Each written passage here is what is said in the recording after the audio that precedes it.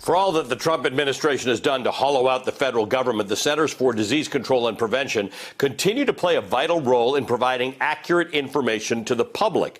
With nearly every state expected to be open for business this weekend, CDC Director Robert Redfield has tweeted that all 12 of the forecasting models that the CDC follows predict that the U.S. is heading toward more than 100,000 coronavirus deaths by June 1st. We're at 88,000 right now, so that's not a stretch.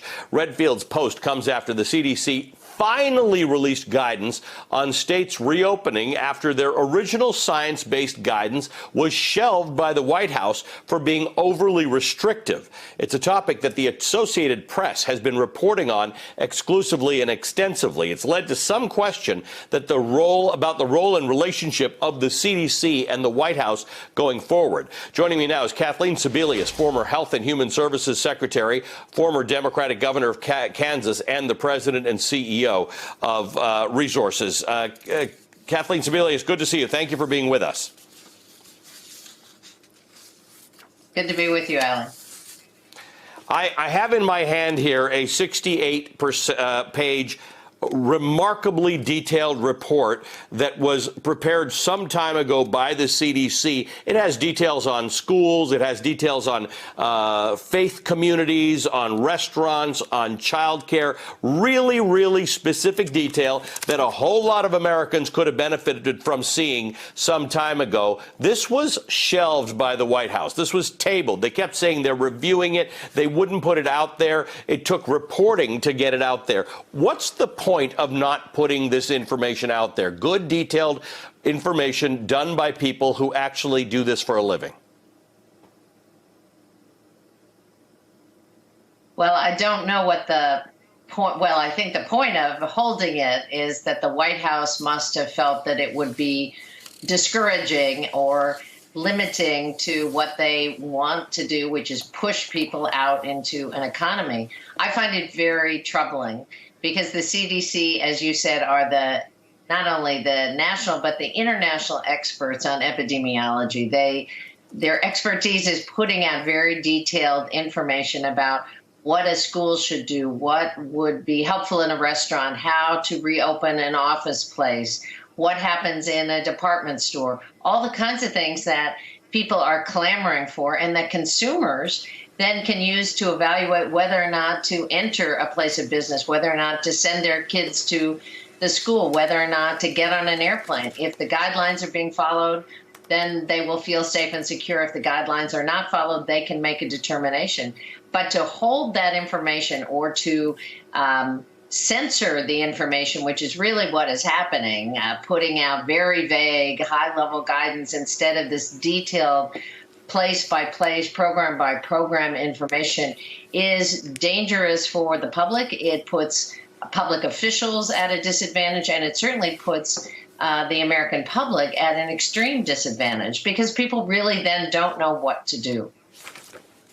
I don't know how well we can see this on TV, but I'm just going to sort of flip through the type of detail that's involved in here. Like it's specific, small print bullet print points on two sides of the page, whether it's churches, restaurants, things like that.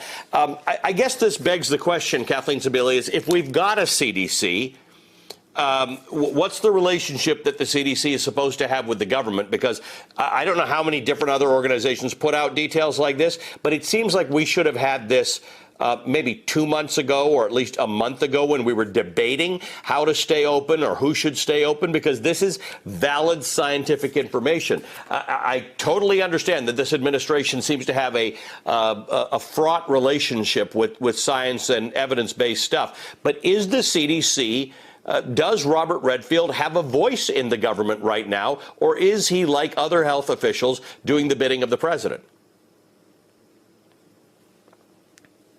Well, unfortunately, it does appear that the White House has decided that they will monitor and censor what scientists are allowed to say, when they're allowed to speak, what information they're allowed to put out. That's very, very, very dangerous.